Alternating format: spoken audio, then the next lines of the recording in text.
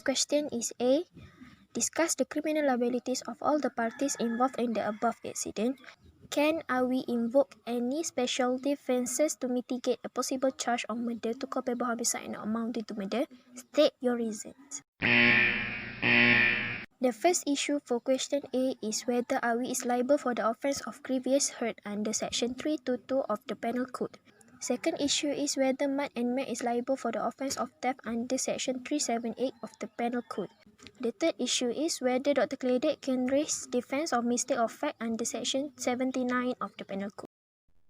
My name is Nurul Nasywa Binti Rozali.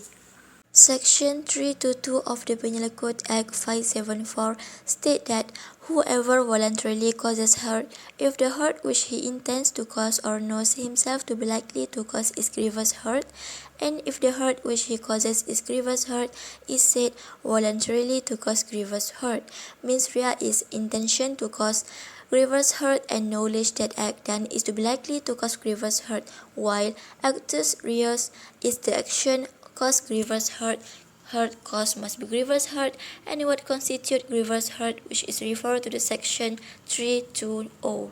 The property in possession of another, where theft is an offence against possession and not against ownership. Therefore, complainant need not prove ownership. Refer to the case of Parallel versus State of Rajasthan 1963 R. SC 1094. The court held that the accused was guilty. To commit theft, no need not take movable property permanently out of the possession of another with the intention not to return it to him. Besides, the element is no consent to taking. If the owner or person in possession consented, then there is no case of theft. Based to the case Alia versus Savarimutu 1916 to CWR, the court held that what is important is whether the oak knew that there was consent while he was dishonestly removed the thing. Oak was liable. The last element is moving the property out of possession, where the property must be moved and taken out of possession. According to the case Tiangya vs. CPP 1977, 1 MLJ 979, the court held that there was no attempt as the act was still premature and was still at a preparatory stage. There must be some further overt act by the accused. According to the Section 97 of the Penal Code Act 574, nothing is an offence which is done by any person who by reason of mistake of fact and not by reason of mistake of law in good faith believes himself to be justified by law in doing it. Refer to the case Chirangi versus State of Nagpur. The court held that his defense was that he thought his son was a tiger. He is protected under Section 97. My name is Siti Binti Mahadi. Section 322 of Penal Code Act 574. For this Section 322 stated that Awi is liable for the crime he done to Yop. Awi continued to bash up Yop with the brick until the brick crushed his skull. The injury sustained was substantially overwhelming when he was brought into the emergency room. According to Section 378 of Penal Code 574, whoever intends to take dishonestly any movable property out of possession of any person without the person's consent moves that property in order to take it is said to commit theft. Okay, we can know from this case, Mac told Mat that they had to pack up and leave as enforcement officers were approaching and they might be accused for selling pirated copies of CDs and DVDs. According to Section 79 of the Penal Code Act 574, nothing is an offence which is done by any person who by reason of mistake of fact.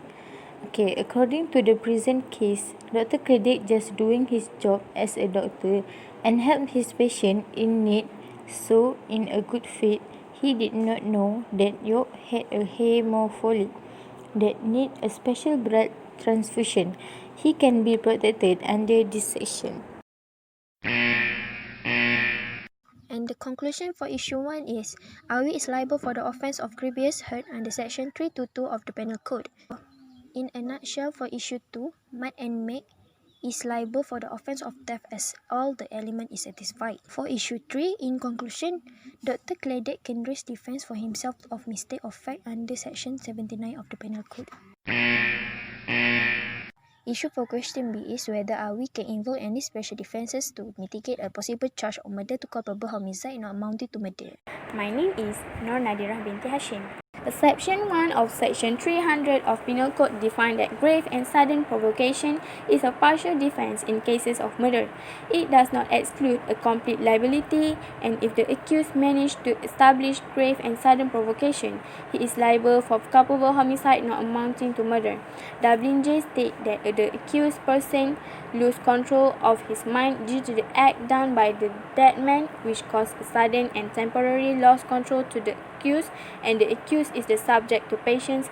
The accused is no longer the master of his mind.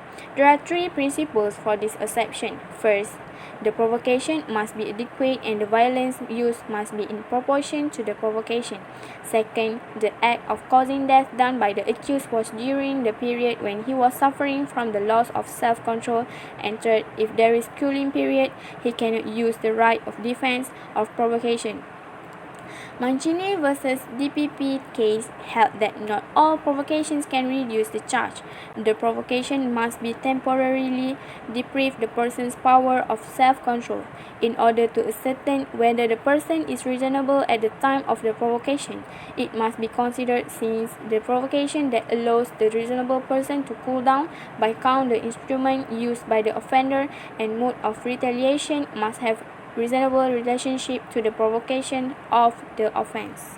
Exception 4 of Section 300 of Penal Code defines that culpable homicide is not murder if it is committed without premeditation in a sudden fight in the heat of passion upon a sudden quarrel, and without the offender having taken undue advantage or act in a cruel or unusual manner.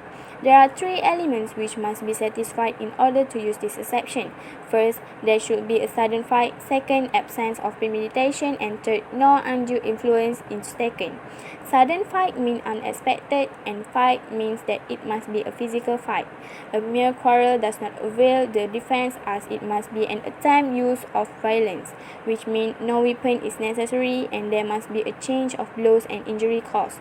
While absence of premeditation means that there should not be any premeditated or prearranged fight. There is no grudge or personal ill feelings. The killing should be predetermined killing upon consideration and not a sudden killing under the momentary excitement and impulse of passion. The last element is no undue advantage or cruel or unusual act. These elements will be assessed by comparing the methods of fighting adopted by the parties to the fight, and if the deceased was unarmed, the accused is unlikely to be allowed the defense if he resort to the use of weapon or dangerous object. My name is Nurul Atirah binti Zakaria. According to the present case, Awi, who is the one that caused injuries to Yop at local night market that day, the main reason why Awi continued to bash up Yop with the brick until the brick crushed into bits even after cause Yop lost his concussion is because he was very angry at Yop as he knocked down Awi off his motorbike a few months earlier in a car accident.